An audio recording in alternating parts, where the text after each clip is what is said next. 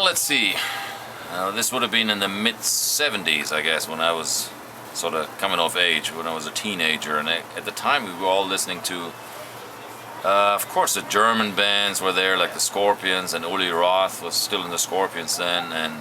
But most of the bands we listened to were coming from America, I think, and from Britain, really. A lot of early Judas Priest, and Deep Purple was a huge influence on us. And I think, Accept has always had a style that took elements from Deep Purple and AC/DC later on, and Judas Priest. And there was less bands out there, that's for sure. I remember it was always a big deal when you went to the record store and the new, say, Black Sabbath record came out, and that was all you talked about for months. And then there was another one coming out, and it was always a big event. And it's so different now because there's a new record coming out every hour, it seems like, and I can't keep up with it anymore. I'm almost embarrassed to say, I think it was Elton John. Crocodile Rock or something stupid like that. A little single. Because it took me a while to get into metal and to get into rock. I mean, I don't know. My sister had a record player and she had a bunch of cheesy records, and I thought Crocodile Rock was cool. I'm not sure that it was my first one, but one of the first ones. Pretty embarrassing stuff. And then I had a neighbor who turned me... I was also into the Beatles, honestly. And I had a neighbor who played guitar, and he made me see the light. He told me about Black Sabbath and heavy metal. And when I got hooked onto that, I thought, everything changed for me. I started listening to all that stuff, to metal and rock and the early guitar gods, like, I don't know. Do you remember Elvin Lee was a big guy then, and Robin Trower, of course Hendrix. We grew up in Germany. There wasn't so many clubs per se. It was mostly those larger arena type venues we went to, like in Düsseldorf, Philipshalle, and that's where I saw AC/DC early on, and I saw Queen a lot of times with Freddie Mercury still. I saw them many times. Those were great concerts, I never forget. See, the 80s we really got in touch with the 80s when we were coming to America with Balls to the Wall for the first time. And we really discovered America in 1984.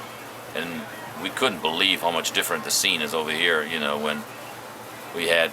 Everybody was into metal. I mean, it was phenomenal then. It was the time of, Motley Crue and all these bands coming from LA, and everybody was sort of fascinated about heavy metal. And I guess we were part of this.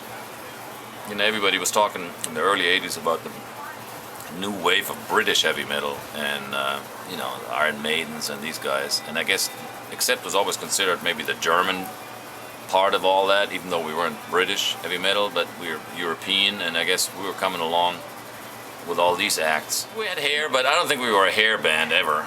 I think we were less into the looks, more into the actual, the honest to God heavy metal, making music.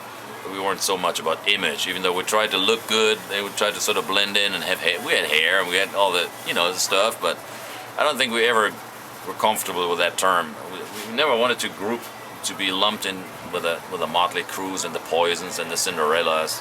To us, that it was always a different league. I think it's in part responsible for metal going away, because it's so over the top that after a while fans got, ticked off that it wasn't about the music anymore. It was all about being pretty.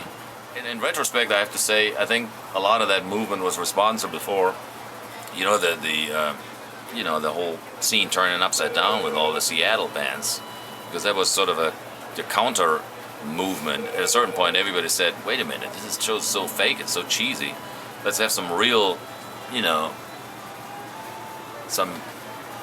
let's do everything backwards. Let's do away with all the pretty looks, and I think that's what happened with all the grunge movement. I mean, we're just doing what we're doing, and I don't know. It's like I said earlier, there's so many bands out there that I don't know. I mean, I can't keep up with all of that. It's so many facets of metal. There's all these different death metal and doom and screamo, and I mean, there's so many bands out there. It's so split up now. It's really hard to keep track, and I guess that's what's lacking. It's a sort of a general direction, you know, there's no.